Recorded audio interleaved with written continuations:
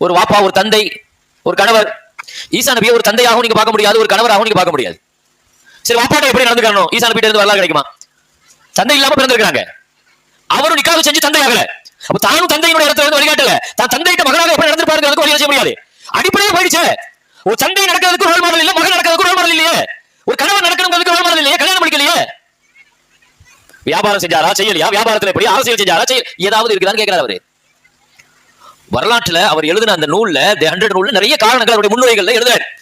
நான் அப்படி எடுத்த ஒரு பெரிய புரட்சிகரமான ஒரு கருத்து அவரே முன்னெடுத்திருக்கணும், அதை செய்யணும், இதை செய்யணும், நிறைய விஷயங்களை கிட்டத்தட்ட அந்த காரணங்கள்ல அவர் பேசிக்கிட்டே வரும்போது அவர் குறிப்பிட முக்கியமான காரணம் என்னன்னா, வரலாற்றில் அவர் வாழ்ந்த 63 வருஷ வாழ்க்கையும் துல்லியமாக பதிவு செய்யப்பட்டிருக்குது அப்படிங்கிறார்.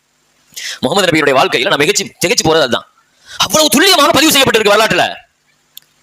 காலையில, மதியம், இரவு, காலையில எழுந்திரிச்சதுல இருந்து தூங்க போற வரைக்கும் எந்த வருஷம் வேணும், 1 வயசா, 10 வயசா, 50 வயசா, 40 வயசா, 63 வயசா,